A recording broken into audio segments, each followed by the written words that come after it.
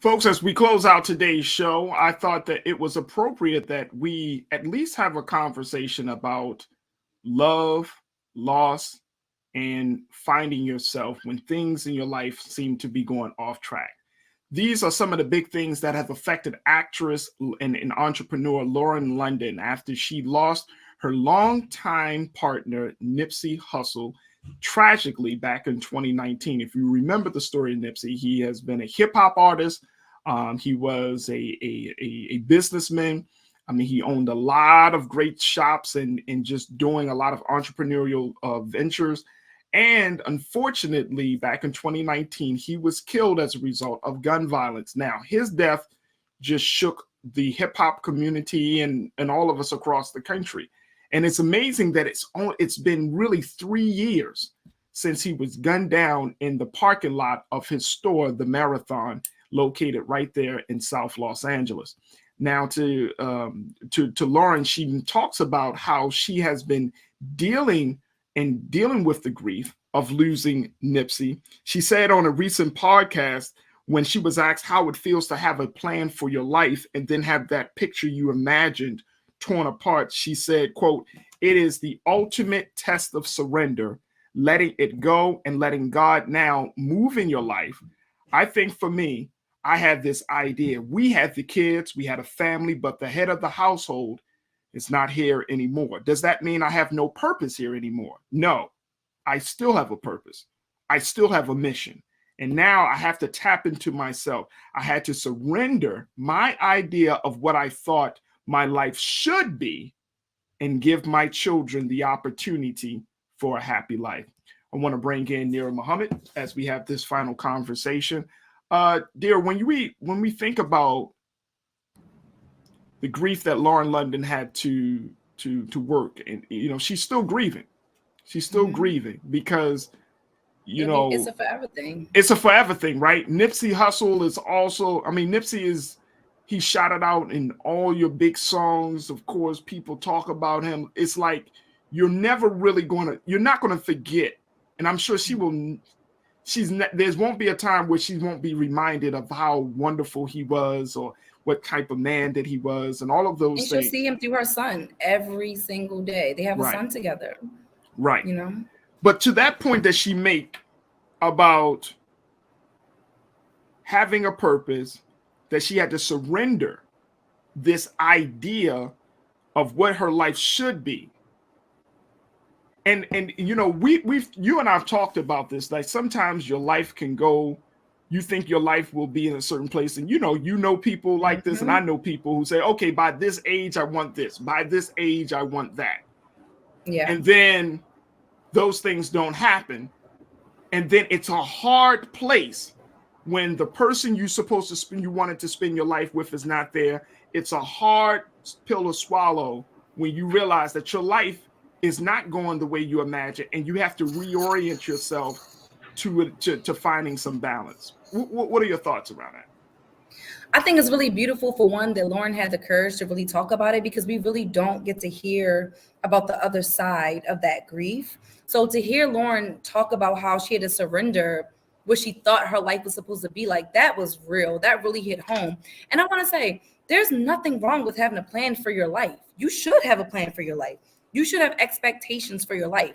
I think the big difference is getting out of saying, by the age of, I need to have this done, instead of just making it a little bit more loose. During my lifetime, I want to accomplish this. I don't want to get into the habit of saying, by the age of 32, I need to have XYZ, because then the moment that you don't live up to that expectation, now you're looking at yourself as you're a failure. So instead of saying, I want to accomplish this by a certain age, say, I want to accomplish this in my lifetime. Yeah. Because this, like the black woman from Black Panther, what was she, in her 80s? She had always wanted to be an actress, and it wasn't until her 80s that she got a breakout role in Black Panther. So You're never too old to live up to your potential. You're never too old to live up to your purpose. We have to get out of putting a date stamp on something when we don't have control. We really don't. And I love how you said that, because I remember one of my longtime mentors taught me, when you deliver any type of speech, a sermon, that you can certainly have notes, but he told me this way. He said, you can have your notes on paper, but he said, always leave inspiration. Mm-hmm. Always leave a space for inspiration. Don't have your bullet points so tight that God can't inspire you or can't compel you to say certain things, right? So he said, always, and I never forgot about that. He said, I literally leave a space on the paper for God's inspiration. And I feel like that's the same way, just listening to you, that your life there has to be some spaces in your life for inspiration. It does. For changes, right? Because like you and I, we both have experienced great grief.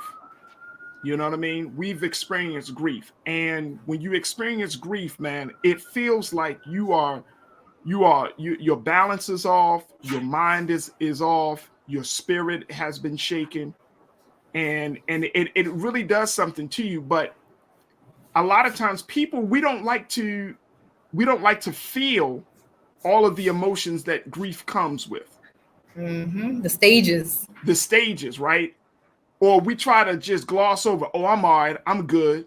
After a traumatic moment, a very traumatic, game-changing, life-altering moment, we just, oh, no, I'm fine. Yep, I'm good. I'm fine. We try to skip and over it.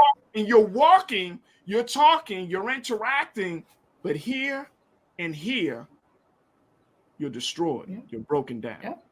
Or it just may take time. I remember I actually wrote this in a poem when I about finally falling into depression, because I was like, I'm a Black woman. I can't be depressed. I'm a strong Black woman. But I remember one of the things, the metaphor that I used in my poem was that my life became like a glass bottle with a corkscrew on it. And I was just putting so much traumatic shit inside of that bottle that it got so full that the corkscrew just popped off and everything came spilling out. And that's how we live. We try so hard to sweep stuff under the rug, to pretend that things don't faze us. And then one day that cork is going to pop off and all hell is going to break loose. And you're going to be like, what? I'm going through this. I need therapy. And it's real. Yeah. Because we set unrealistic expectations for ourselves. Yeah. How important is therapy? Do you think it? Woo, I mean, no, and I'm serious. You know what? I will say, do not get therapy because you're depressed. Get a therapist, period. Don't be reactive, be proactive. That's where I stand on therapy. Everybody should go see a therapist at some point in their lives. Everybody. I don't care who you are. Go see a therapist. I don't care if you do it periodically. I don't care if you only see a therapist once a month. Go see a therapist, because there's nothing like talking to a professional who can give you an unbiased opinion. I don't want to hear, I got my pastor. Your pastor knows you. I don't want to hear, I got my grandma. Your grandma knows you. I got my homegirls. Your homegirls know you. They are going to side with you 9 times out of 10.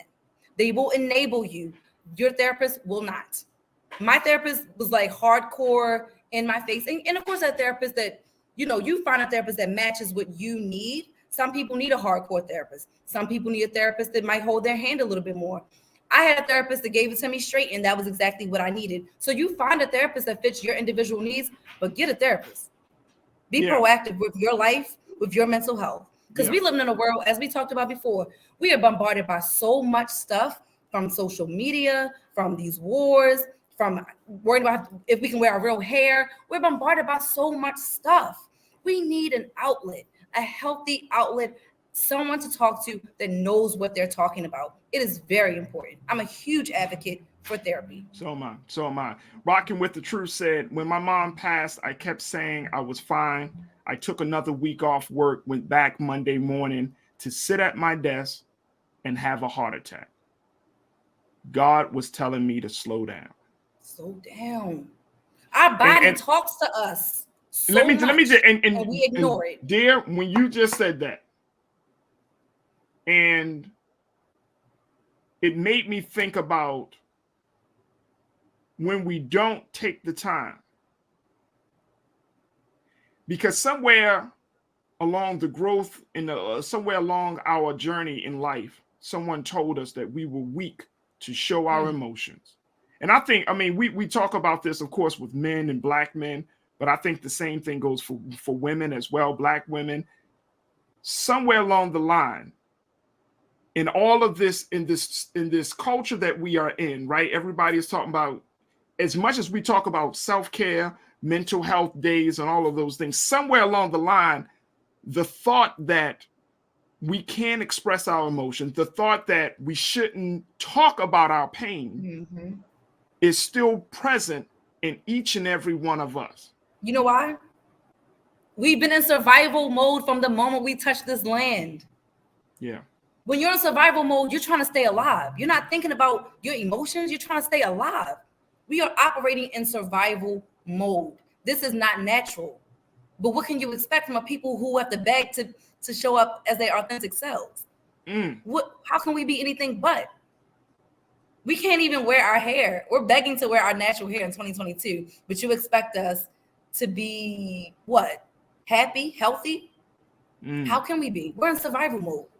From the day that the first breath of air that we take as Black people on this planet, we're in survival mode. Period. I don't care where you are. I don't care if you're in Africa. I don't care if you're in America. I don't care if you're in Europe. I don't care where you are. We are in survival mode as Black people. Period. And we carry that pain all day. We carry that pain all day. And we carry it consciously and subconsciously. Exactly. That's why I rebuke being called a strong Black woman. Don't ever call me that, because that's your way of telling me that I can lie down and take pain. No, I cannot. No, I can't. I'm a woman. I'm vulnerable. Treat me like a white woman. I'm blonde. I want to be weak like her. I want to be mild like her. I want to be dainty like her. I want someone to open my car doors like her. I don't want to be the strong Black woman that has to bear the brunt of everybody in all of society, including Black men. No longer. No more. I love it. I absolutely love it. And I think to that point, what Lauren was mentioning about, just being open to change. You know what I mean? And just being open that things will happen in your life. There's nobody that's living that doesn't have a problem. Nope. We all got problems. I mean, seriously, let's keep it real. I know. No, and that's I know real. when White, I hate Black, when people, Asian, Indian, big, small, nobody, child, everybody adult, has a problem. Everybody. And look, I hate when people say I ain't got no problems. You're lying to yourself, therefore you're lying to me. Yeah. And I can't trust nothing else that you say coming out after that statement.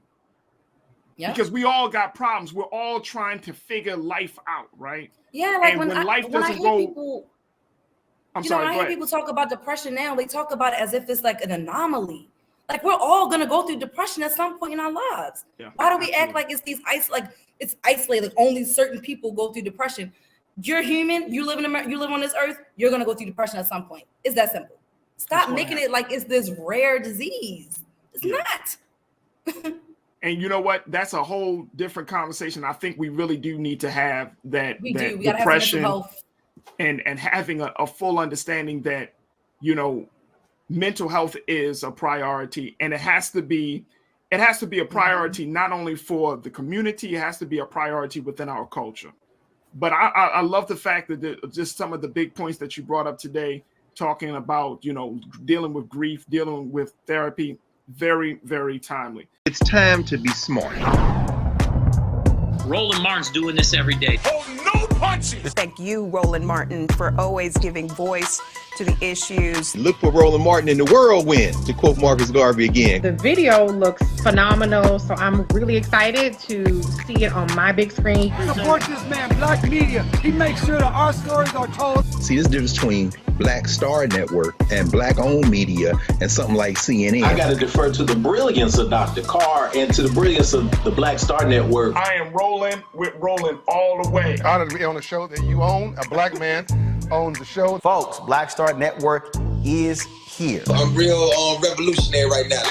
Roland was amazing on there. Stay Black. I love y'all. I can't commend you enough about this platform that you've created for us to be able to share who we are, what we're doing in the world, and the impact that we're having. Let's be smart. Bring your eyeballs home. You can't be Black-owned media and be scared. You dig?